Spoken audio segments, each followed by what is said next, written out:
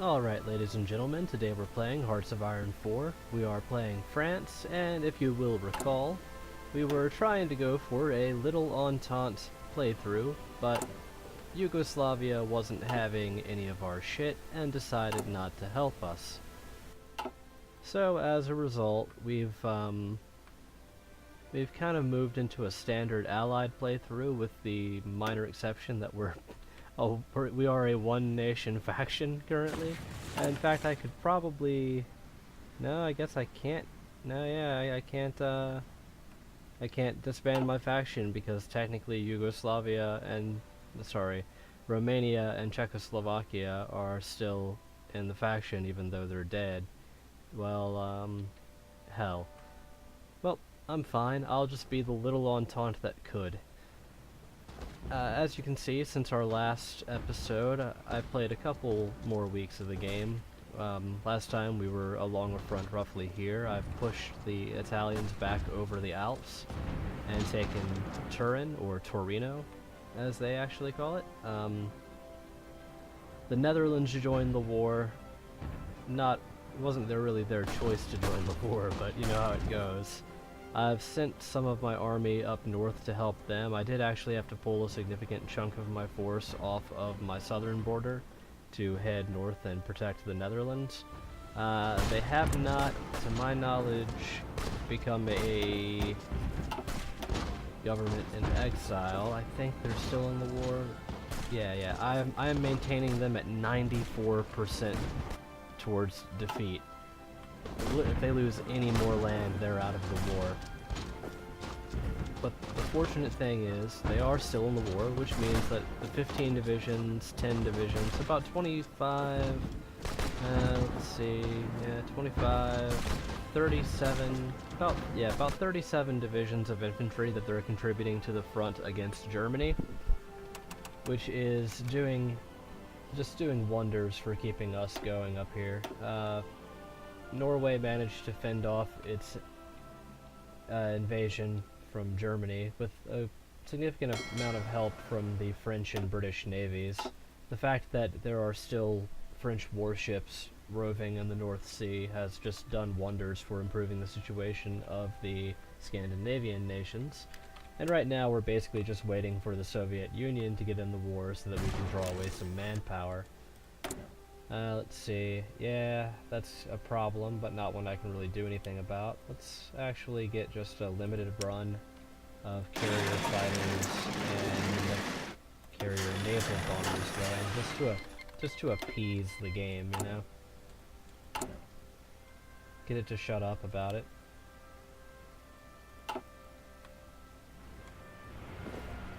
We're gradually gaining ground, but we're not going quite as fast as I would like to be. Honestly. Oh, what the fuck? Hold on. Hold the phone. That is,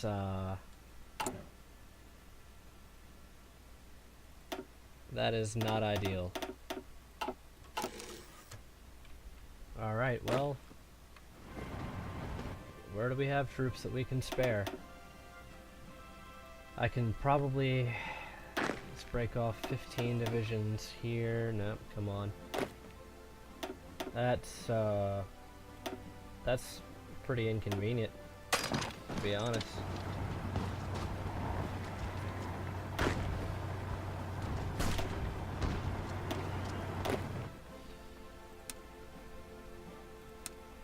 Damn it, Spain. Franco, you piece of shit. Alright, I'm gonna use my... I'm gonna actually weaken my divisions here, and the reason for that is so that I can switch in artillery, because I have a significant surplus of artillery. And we're gonna go ahead and update them to the new... Oh hell, it's not actually what we need. Drop them, that division. Engineer company. There we go. We're going to reorganize these divisions into that template, and my hope in doing that is that freeing up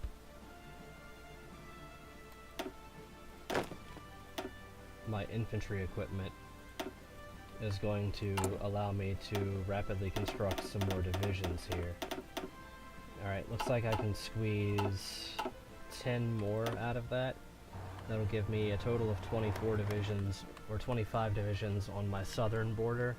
I'm going to pull my tank brigades off of the front over here, even though fuck it, we'll split it into 2 tank brigades, one under de Gaulle. Hey, I have Charles de Gaulle. What could possibly go wrong? You, get the fuck off. Alright. I can't believe I'm in a 3-fronted war as France. If I live through this...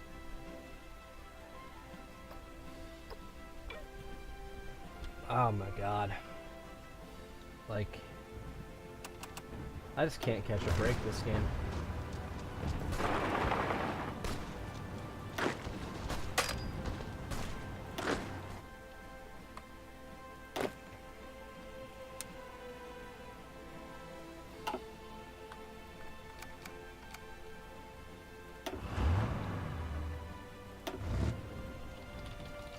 Just for administrative purposes, I'm gonna go ahead and... okay. No, it's fine, Sweden. I didn't need your guns.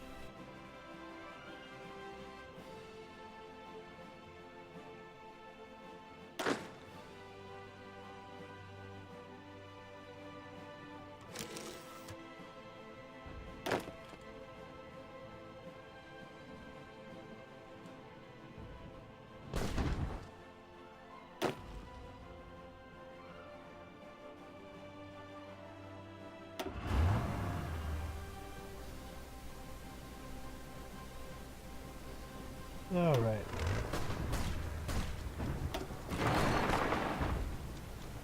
So as you can see, at this point the audio basically cut out on me, and I was having some issues with getting it to come back. So this is a post-fact, sort of a post-fact narration.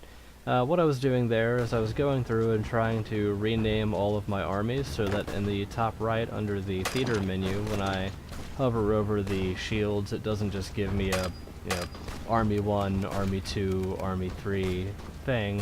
I can actually tell at a glance which one is which and where it's stationed. So for instance, I have my Army of Iberia that's going down the Iberian Peninsula into Spain. I have my Army of Italy, which is going down the Italian peninsula, and I have my Army of the Rhine, which is guarding my frontier against Germany. Over here, as you can see, I'm just trying to get these divisions to train up a little bit faster, making sure they're equipped. I'm using some of the military factories I've recently captured from Italy to start beefing up my production of some of the things that I was running low on, or having a bit of a deficit of. And mainly it's just a matter of trying to protect my frontiers, solidify the gains I have made, and prevent this Spanish ambush from really getting into my unprotected southern and central regions. Continuing my building program of military factories there, as you can see, and I always go very heavily into the electronic and industrial technology very early. I find that things like a higher cap for your production efficiency, a higher level of decryption and encryption, and things like that hold me in good stead. A lot better in any case than, for instance, getting tanks that are ahead of schedule. Generally, the equipment, you can just research it as it comes into historical accuracy. Basically, if it's marked 1940, just don't worry about researching it until 1940, or maybe a little bit earlier. Basically the tail end of 1939, because the penalties for researching things ahead of schedule is just huge. And right here I'm just trying to manually control certain divisions. trying to just manually get them to go in and make them fight when the AI had made the basically judged that they shouldn't. Because as it seems to me, the AI doesn't get to make that decision, and especially if it's wrong. Like I'll see unguarded provinces on the other side of my front line, and multiple infantry divisions staring at it and refusing to advance while I'm on the attack with medium aggressiveness set. And I think what it is that the AI is scared to advance. It suspects that the other side will have something there waiting to ambush it if it moves forward. But when you have an exposed division and multiple provinces in a long one wide stream behind it, and you have your own divisions just staring at that gap and not doing anything about it, you really wind up missing a lot of opportunities for encirclement. And yeah, I will say that I'm kind of disappointed that the audio cut out on this, because I was losing my shit at this point, because I obviously need more units on the front with Spain, but where am I going to pull them from? If I pull them off of the front with Germany, I risk everything. If Germany runs down the rest of the Netherlands and sweeps Belgium, there's really nothing I can do to stop them after that, short of Paris. The front will not stabilize if I don't stabilize it on the Rhine. I can't pull it off of Italy without risking failing my counteroffensive there. And we all saw a couple episodes ago, or last episode, what happened when I under-garrisoned my border with Italy.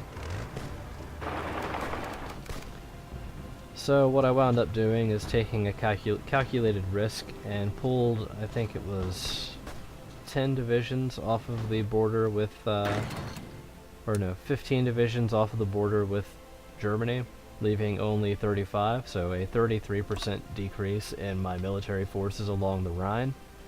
And then I conscripted 10 more divisions, and of course, as you saw earlier this episode, I remodeled my standard infantry division to contain 2 fewer battalions of infantry, or 3 fewer battalions of infantry. So in other words, I took a global 33% hit to my infantry, and then pulled a further 33% overall off of the border with Germany. So I was taking a lot of risks here, but as you're going to see, it definitely paid off.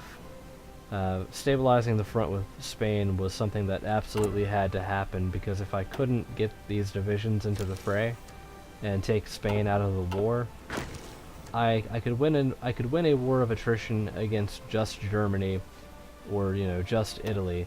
I couldn't really win one against both Italy and Germany. That's why I was pushing here, trying to take them out of the war rather than grinding them down. And I absolutely cannot, under any circumstances, hope to win a war of attrition against 3 powers on 3 different sides. They would run my manpower down. I think at this point in the game, Germany had suffered somewhere in the area of 2 million casualties trying to break through on the Rhine, whereas I had suffered fewer than 1 million. I think I check it here in a little while.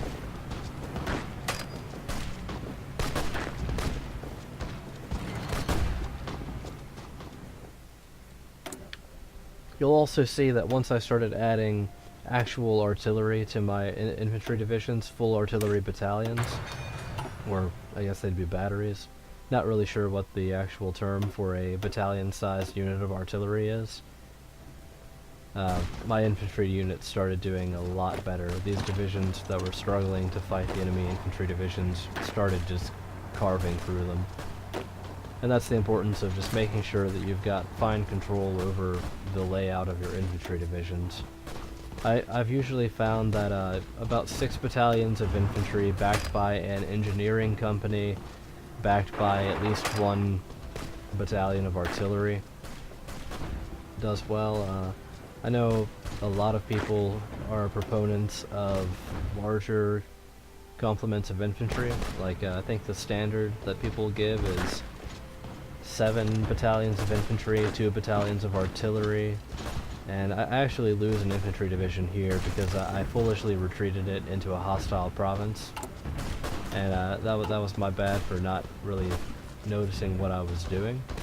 But going back to what I was saying, I noticed that people usually go with 7 battalions of infantry, 2 battalions of artillery, an engineering company, a recon company, and I think usually there's a maintenance company involved, but I wouldn't quote me on that, because however much I pretend to know about this game and the meta for it, I do not keep up with the meta with really any game.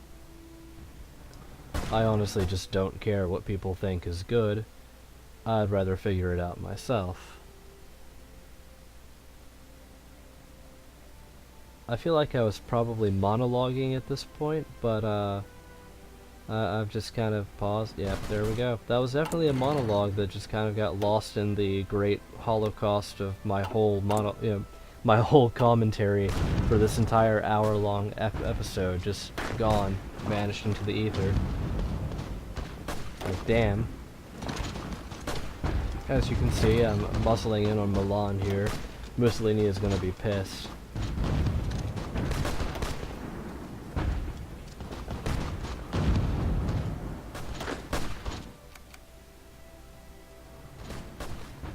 I noticed that I just kind of stopped bothering with the air superiority. I have air superiority over my home territories, but I never really attempted to gain it over northern Italy once I pushed into there. I never really bothered trying to get it over Spain, even though, to be honest, had I done so, I could have easily achieved air superiority over Spain. The Spanish Air Force is not really particularly large, even after their civil war. I doubt I could have gotten it over anywhere in Germany, but I could have helped the Low Countries out, since I judged that pretty early on to be the weak point in that front.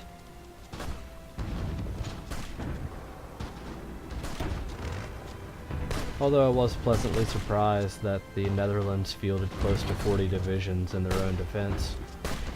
For a nation that gets taken out in the early stages of the war in most playthroughs, they really stepped up in this one. As did Belgium. I think Belgium is sticking close to around 20 to 30 divisions themselves. Although their main limitation is manpower. Now, here, as you're about to see, my 4 light tank divisions got encircled outside of Barcelona. That was another case of me just not paying enough attention. And I start frantically trying to move some divisions over there to rescue them. I got a little bit confused here because I had not participated whatsoever in the conquest of Siam, but I somehow got counted as the person that defeated it. Yeah, just benefits of a kind of untuned system. I think what honestly happened is some of the units that took Siam, the one that basically dealt the killing blow to them, did so while advancing through my territory, which meant that it expanded my border instead of anyone else's border, where it might just count the nearest major power as the victor for those purposes. And the British Raj, being a puppet state of the United Kingdom, wouldn't count in that case. We've got some fierce fighting on the border here with Spain. Got a lot of divisions that are attacking, shattering, pulling back, and then reforming and coming back. And of course, as you can see here, I'm really worried about this core of light armor, mainly because that's not something that I can replace easily.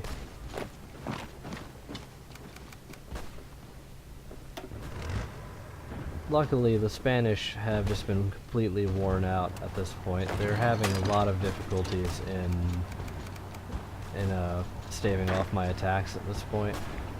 Spain's got a nasty habit of not building up its military too well. They'll build divisions, but they don't maintain a very large surplus of military equipment.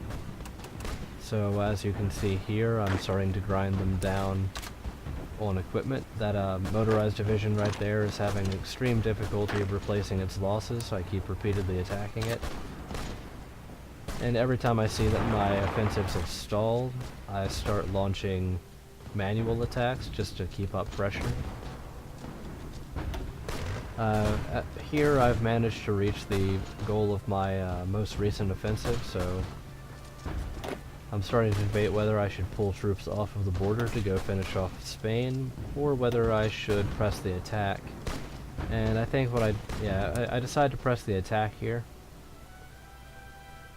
And my goal is basically to use the high ground and that river as a natural frontier, because I'm worried at this juncture that the further I push into northern Italy, the more likely Germany is to start devoting troops to their southern border. And I doubted very much that I was going to be able to take down Italy and start kind of traveling down the boot, as it were, if I was being pressured in northern Italy by a German relief force.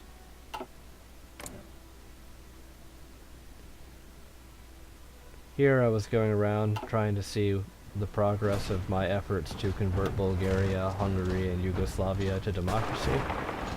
And in a somewhat predictable turn of events, none of them were particularly interested in democracy. Yugoslavia was standing firm on its neutrality. Bulgaria was standing firm on neutrality. Romania died because it couldn't defend two mountain provinces with its entire army. Yeah, you see there, Germany has suffered 2.6 million casualties as of October 1940, and Italy has suffered 496,000, about half of which I captured when I repulsed that assault earlier in the previous episode. Here I'm noticing that there are several divisions, or maybe I'm just moving on from that and not bothering with it.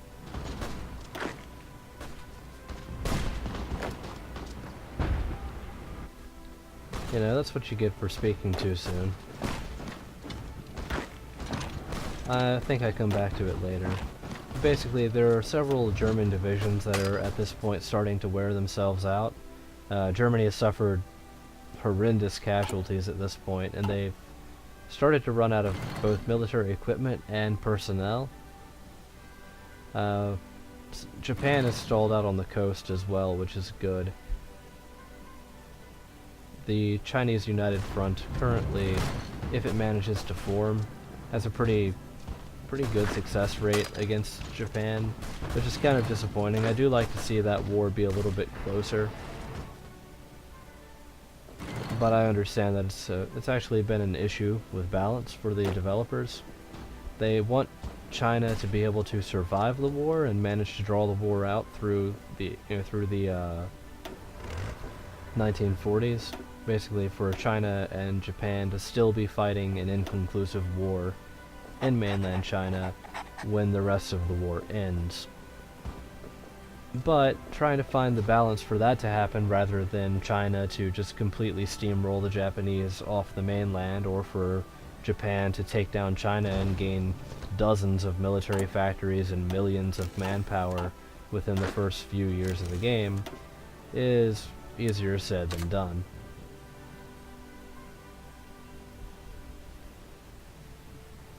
As someone who's played several campaigns with China, if China manages to get their production up to where it needs to be, they basically become just an endless font of infantry divisions. They have an absolutely ridiculous manpower rating. I think with control of only 3 or 4 states as the communists, I had something like 4 million manpower, and at that point I was just building infantry equipment and spamming infantry. Yeah, you can see here that I've launched a couple of manual attacks on weakened German divisions. I managed to briefly liberate Luxembourg here, but it quickly gets taken back over. So I launched another counteroffensive and seize it back after some doing. We're starting to stabilize the front. It's straightening out a little bit. We've actually mostly ejected the Germans from Belgium, and we do go on to hold Luxembourg for, I think, the rest of the episode.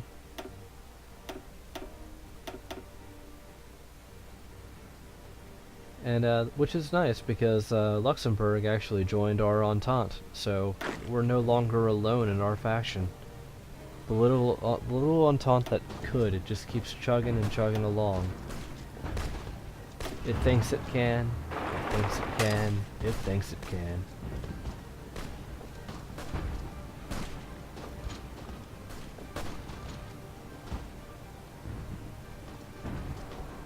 Now my thinking with this particular offensive line was that it would push the bulk of the bulk of the Italian forces into the pocket around Venice, while also pushing aside a smaller number closer to Rome, and that I would be able to turn about a third of my army, basically enough to push down the peninsula, to go make an offensive towards Rome, while containing the bulk of the Italian military up north. Now, what a player would do in that situation is pull back to Venice and use their naval superiority to safely ferry all of the troops that were being trapped in northern Italy into southern Italy to protect their victory points.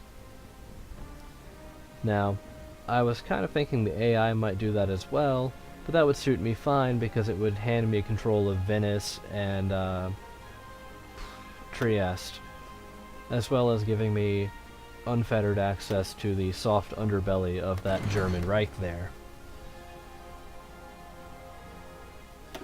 I was perpetually worried about Hungary entering the war. Hungary does pack about 50 to 60 divisions by this point in pretty much any playthrough. The Hungarians just militarize and spam infantry divisions. It can get pretty crazy pretty fast. Like, you would consider them a minor Axis power, but they are definitely worthy of consideration as a regional power in their own right. Same with Romania, really. Romania can do pretty well later in the game, provided it doesn't get, drawn into an alliance with France and then fail to defend a two-province-wide border in the mountains. I'm bitter about that, and I'm going to be bitter about that pretty much forever. Because even if Czechoslovakia lost, which I always expect them to lose, they're basically surrounded.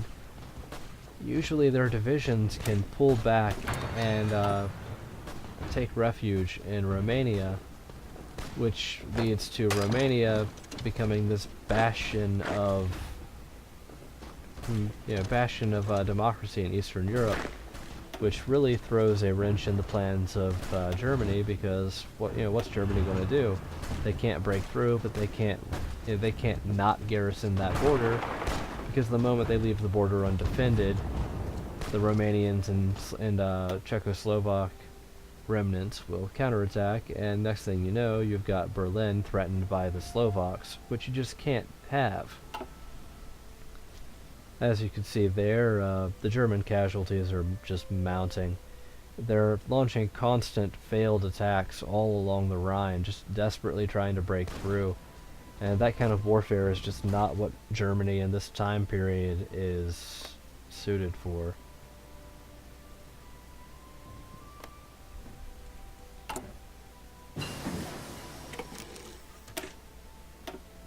See, here I'm trying to plan for the future and set up some garrison divisions. My intention being to eventually build some garrison wait, why did I just make that? Alright, so I canceled that, and the reason I did that is because I realized I had not yet researched military police, which meant that I couldn't actually build military police divisions to go garrison my conquered territories.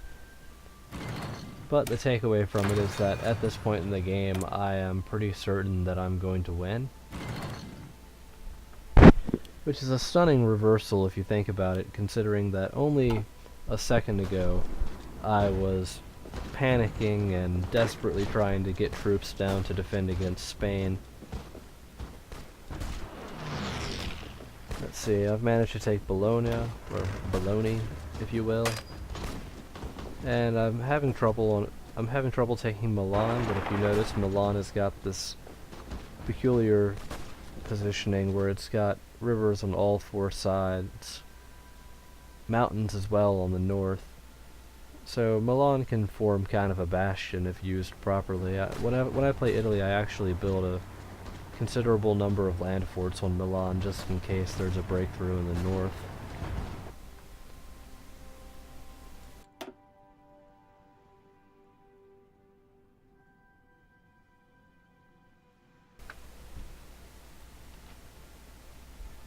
And yeah, as you can see, there's about 4 million casualties between Italy and Germany at this point, for a significantly lower penalty from me. Now, there's a salient there in Gascony, to the top left, of about 11 or 12 Spanish divisions. And now what I'm going to use that for, and the reason that's significant, is down in the south, or the southeast, in Catalonia, there's just nothing. They've got maybe 5 divisions opposing the bulk of my forces down there, including both of my armored divisions, or all 4 of my armor divisions. And the idea, or the idea between that is that they're trying to push and turn my flank, try to force me to go back on the defensive. But what I'm going to do, after I stabilize things up here, do my normal check, and update my research.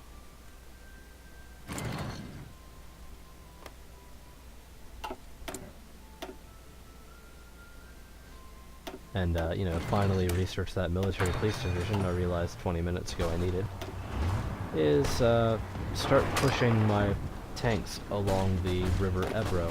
I'm assuming it's the Ebro. Again, don't quote me. It's going to be really embarrassing if I later look this up and that's not the Ebro at all, and I've been calling it the Ebro like the whole time.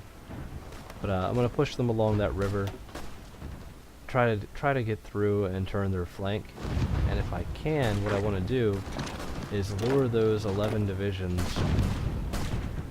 further into my own territory and then cut them off. Over here, I'm starting to manually move towards Rome.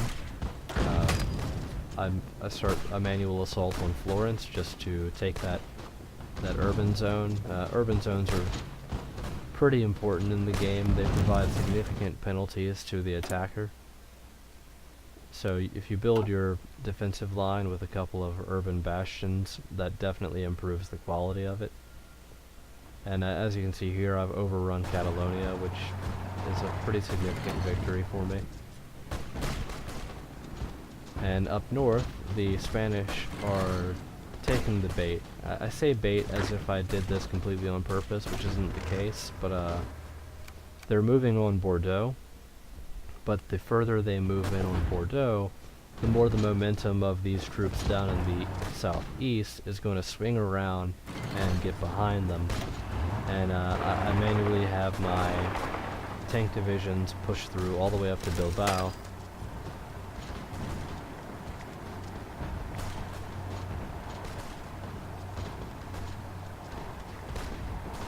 And yeah, as you can see here, the assault's going on. I've taken another province completely from Italy, so I go ahead and throw that into some of the needful areas. I've been focusing on trade with the United States, both because the United States has a vast surplus of oil and because trade improves relations. And the higher your relation with the United States is, the more likely the United States is to send you Lend-Lease and eventually get involved in the war. And yeah. Over here I've gone and pushed through Florence and Livorno. And now that I have an opportunity to advance against undefended provinces, I'm going to go ahead and separate the two halves of the Italian army. There's going to be the southern half that's defending Rome and Naples, and the northern half that's been pushed aside and relegated to garrisoning Venice and protecting the southern border of Germany. Here you can see that my encirclement has gone completely and utterly as planned. Like, I've captured, what is it? Let's see. 9, 13, 14, 15, 16, 17, 18, 19, 20, 21 Spanish divisions, which is pretty significant because I believe they only had about 50 total between them. And I go through here and I manually reorganize just to make sure that my AI is doing what I want it to. I take a smaller army and manually wrap it around the pocket, set it to attack, give it the attack order. I set them a general just to make sure they're getting bonuses and training the general, while I take the larger army and put it on my original stopping point for that offensive so that they can prevent any relief forces from coming through. And from here in Spain, it's pretty much just going to be mopping up the pocket and then eventually cutting through and advancing down on Madrid.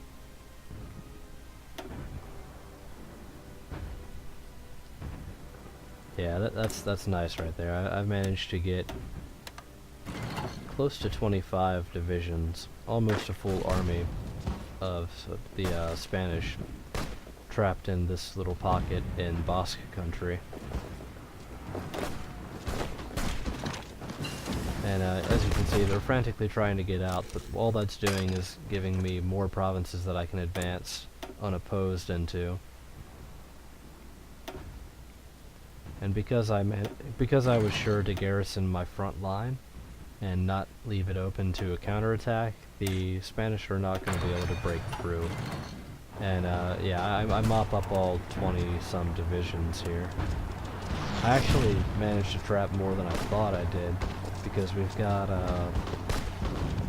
yeah, it's close to 25. And every single last one of them is taken down. Yep, they only had about 40 to 50 divisions. I destroyed almost half, possibly even over half of their army in one fell swoop there. That's what happens when you invade France. In this playthrough, invading France is apparently just suicidal. The Italians invaded southern France and lost 45 divisions. The Italians invaded southern France and lost 21 divisions. You know, why even bother? Over here I'm just cleaning up my various offensive lines and reorganizing my front lines, trying to make sure that my troops are deployed where I wanted them to be deployed.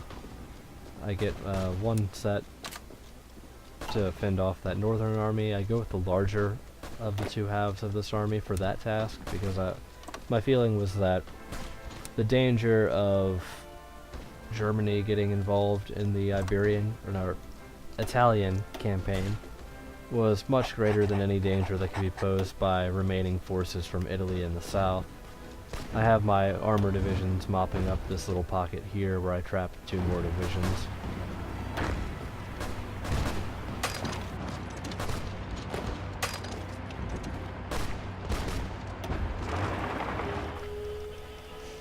I was worried that someone was justifying war against me. I was kind of thinking, what fresh hell is this? Who is declaring war on me now? But it was just resistance to occupation, because I've swept so much of their territory that I'm now having to deal with partisans.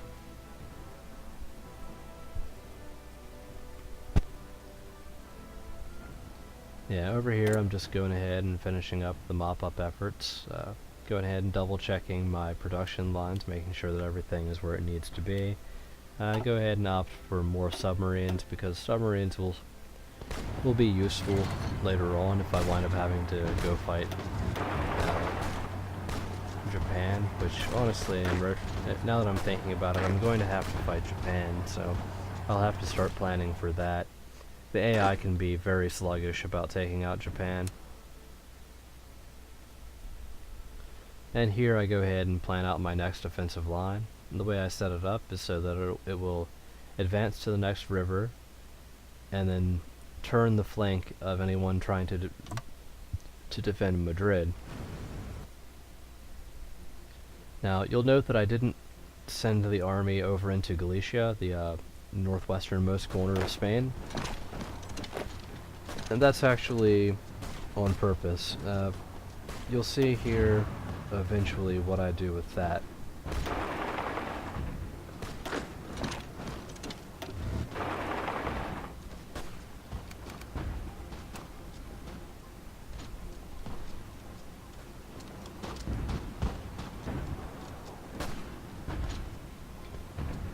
You know, Hitler must be losing his shit right now. He gets Italy to join the war to, you know, to outflank and get around behind France. So France just annihilates Italy.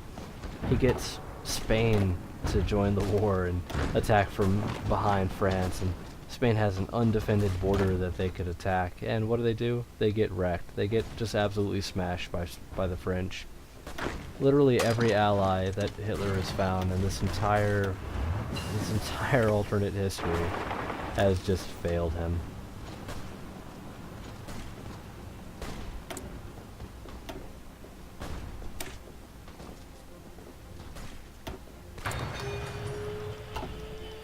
It's kind of depressing, really. I mean, if one could feel sorry for Hitler, this would be the time to do it.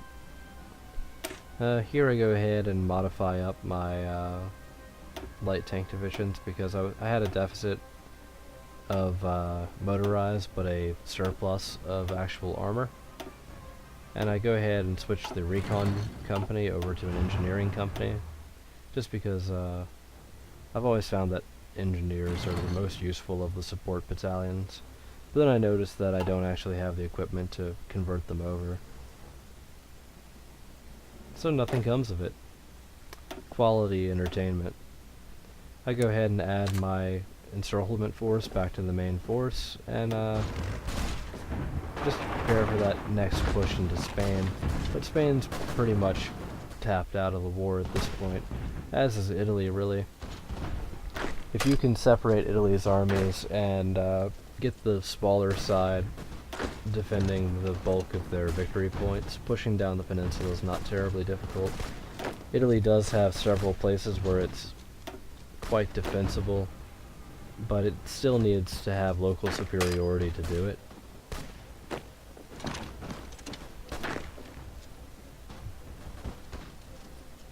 Here I'm trying to do some fine control to break through though, because like I said, Italy is still a very defensible little subcontinent.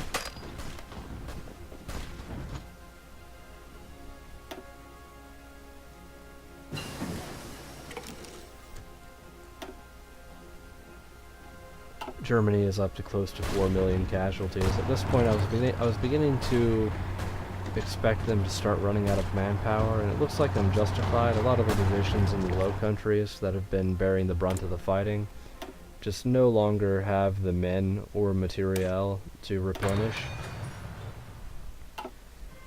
And, you know, like an animal sensing weakness, I pounce on Spain with a general offensive, and this push actually winds up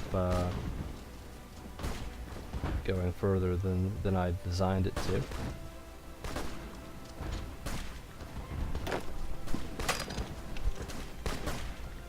Meanwhile, things are grinding down into a slight stalemate with Italy again. Italy does have the advantage of terrain. The entire Tam Peninsula is advantageous terrain for the defender. I take note here of all of the naval victories that I've achieved, take stock of everything that I've been building in the meantime. I was a little bit salty that the British decided to invade Denmark rather than help us garrison the Low Countries and, you know, stop the total collapse of our alliance. But the British AI has just got priorities all over the place, so I didn't really care too much. I've learned to live with it. The British AI is way too quick to launch amphibious invasions in Northern Europe rather than actually help its allies. And over here is what I was talking about with not including Galicia in the initial plan. I was pretty sure that enough divisions were going to be either destroyed or out of place on the Italian or Spanish side that I wouldn't have to bother fighting them manually or fighting them with a large number of infantry. So I just sent my little armored corps up here to cut off whatever was there, capture the port, and mop the territory up. And as you can see here, it's going exactly as planned. I've already achieved my offensive goals in the south. Over here, I've started to push the Italians back into the pocket around Venice and Trieste. However, shortly after this point, we start seeing some German divisions show up. Down south, I've turned the flank of Rome, which means that Rome is not long for this world. That was just a quick check to see if I could build more infantry divisions yet, but I'm putting the current ones through some pretty heavy use, so unfortunately I'm not really going to be able to build much more in the way of new divisions. I've got more units moving down to reinforce my southern push now that I'm confident that the north is secure. Do some manual attacks just to keep the momentum going, and yeah. Let's see, over here in Spain, I've cleared out Galicia, and I'm starting to move my forces down. I'm starting to advance on Madrid, even though I don't have a line for it, so I go ahead and set up another line, this one encompassing Madrid. This one I was a little bit sloppier with, just because you don't need fine control once you've, got the battle won. Normally I would try to make the offensive line end on the near side of a river, just to make sure that I wouldn't have to worry too much. So as you just saw there, the casualties on the Axis side are just getting massive. I've taken out 460-some thousand of the Italian troops, or of the Spanish troops. There goes Rome and Madrid at roughly the same time. As my armor divisions try to launch an encirclement, I see these two infantry divisions coming a little bit late. Don't manage to pin them with that friendly infantry division. Now this could have been disastrous if the Spanish actually had enough forces to exploit it, but their army is in pretty much full retreat at this point, so they rapidly vacate the perimeter and my divisions escape. I go ahead and set up another offensive line because I've already achieved my goals from the previous one. I'm conservative with this because I am still worried about the overall offensive potential of the Germans. And the closer I get to their border, again, the more likely they are to send divisions down to help Italy. I think Hitler has pretty much written Italy off at this point, just like I have.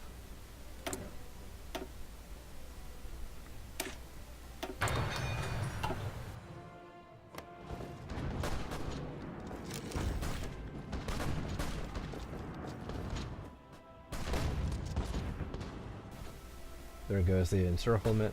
Everything that was not able to retreat further away from Madrid got destroyed. And at this point, the Italians are also folding over there to the east, whereas the Spanish are basically only in the war in name now.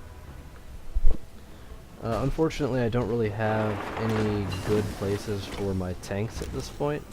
Every breakthrough that I could exploit is already broken through and being exploited, and there's no real good terrain for them, so what I use them for in Spain is just dashing to the next victory points, trying to knock them out of the war as early as possible. I figure if I can make Francisco Franco shit his britches, I have done well. Francisco Franco tried to pick a fight with France.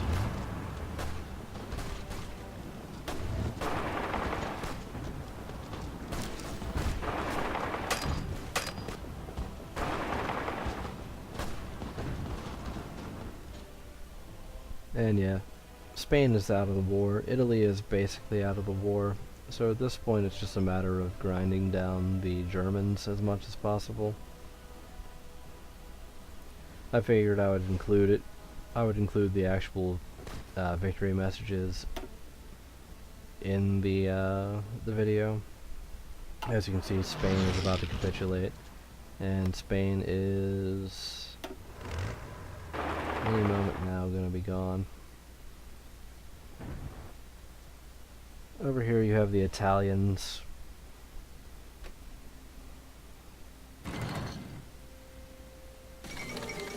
Yep, and there goes Spain. I got actually a very large number of bombers and fighters out of that. Looking back on it, I didn't really notice it, but I know in the next episode I'll turn those against the Germans. And hopefully having a larger air force now will help me out. I had been, as I mentioned before, struggling to maintain air superiority outside of friendly airspace. And now that I've freed up all of those divisions, I'm going to start reorganizing things and moving the divisions that were freed up by the conquest of Spain to reinforce other fronts. My calculated risk regarding Germany paid off, which is very good for me. It turns out that Germany is just completely exhausted at this point. Just millions of casualties trying to break through in Belgium and the Netherlands. They stopped trying to break through the Maginot Line after the first couple of months of the war, and the war migrated further north over time. Here I am going ahead and putting the military factories and naval dockyards that I got from Spain to work. Let's see. Took Trieste. Going ahead and moving my forces into Italy, mopping up the last pockets of resistance. And here soon you're going to see something that's simultaneously heartwarming and incredibly inane. Not this, though. This is just the tech tree. So if you'll remember, earlier in the game I offered an alliance to Yugoslavia, and Yugoslavia basically told me to go suck a baguette. Now, I didn't take too much offense to it. I was a little bit panicked by the fact that one of my planned allies was telling me, you know, nah, we don't want to be allies. But I figured Yugoslavia would come around to its senses as aggression in Eastern Europe ramped up. By this point in the game, however, I was pretty much sure that Yugoslavia was staying neutral and not getting involved.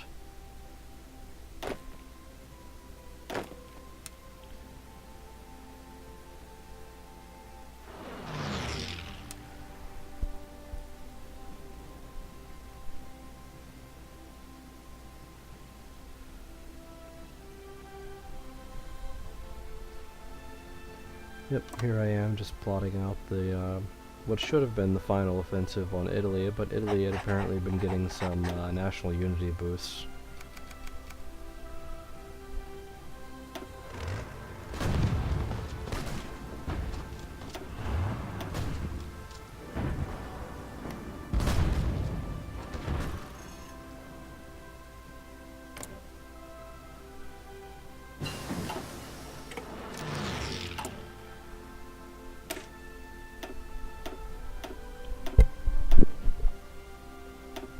Here I go ahead and start building those garrison divisions that I had in mind earlier.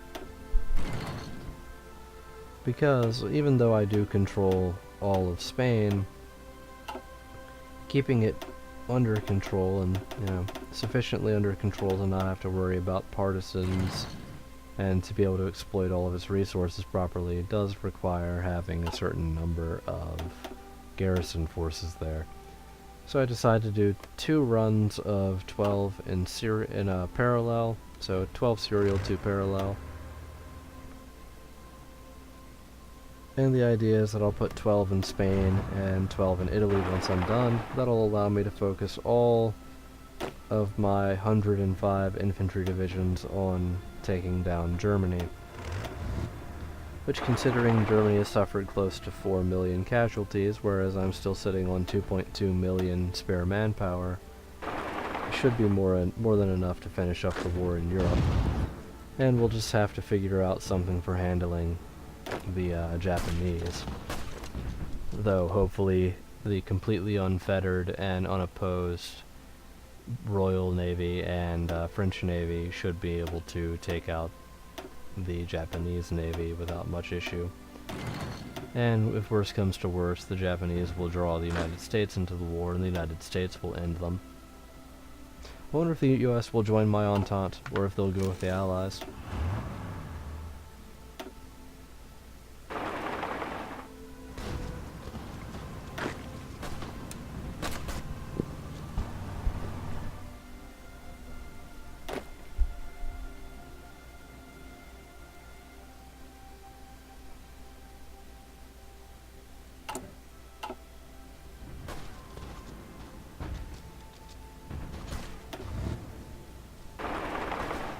And here I go ahead and send my massed armor to break through in southern Italy. I've already taken Naples. I was a little bit frustrated that taking Naples didn't end the war. And at this point it's become clear I'm going to have to capture the rest of Sicily.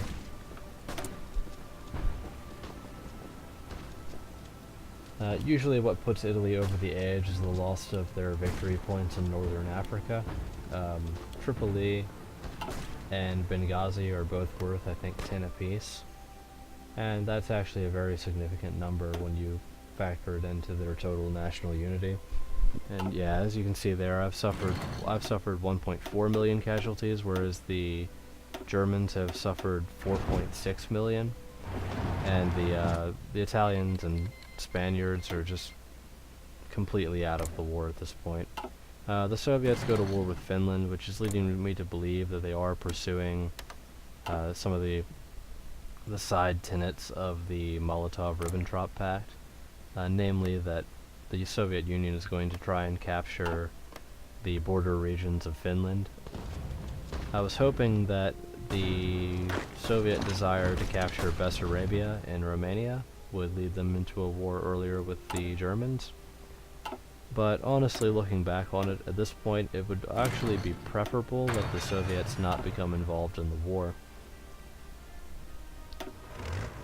The more involvement of the Soviets, the more territory they can demand. Whereas at this point, I would actually prefer to keep them diplomatically isolated and not give them anything in the peace deal. Yeah, here you can see that Yugoslavia has been drawn into the war. They joined my Entente, finally. And they only did so when the Germans attacked them. Well, the Germans demanded Slovenia, and the Yugoslavs, because of my guarantee of independence, as well as the overall course of the war, were not really willing to do that. They weren't going to give up territory to Germany after how badly Germany has suffered. The Yugoslavs are actually pretty useful allies at this point, so I am going to extend my defensive line over and offer them some protection. And what that's going to do is it's going to let me extend the front against Germany, further curtail the rise of Hungary, and maybe even start liberating Czechoslovakia and Romania. Yeah, as you can see, Italy is 93% of the way towards capitulation. I have to take Palermo or they're not going to fall out of the war. But taking Palermo will almost guaranteed knock them out. And at this point I'm just doing mop-up.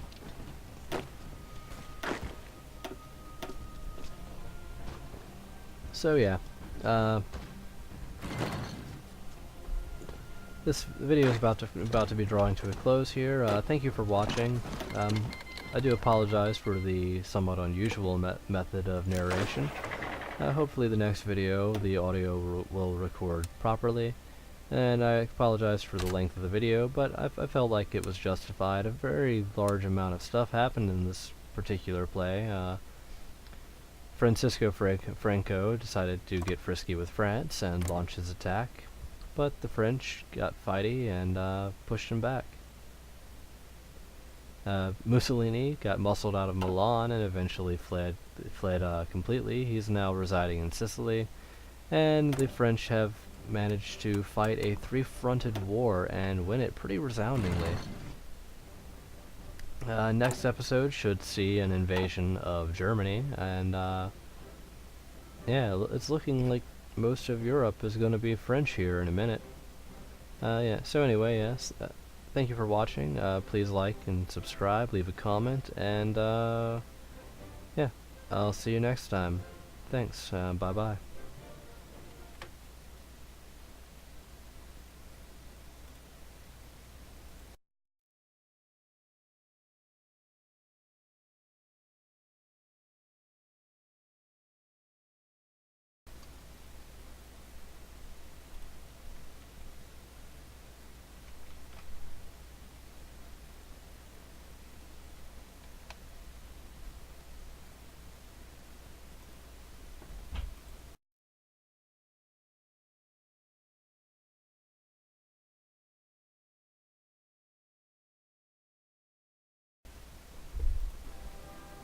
Alright, ladies and gentlemen, today we're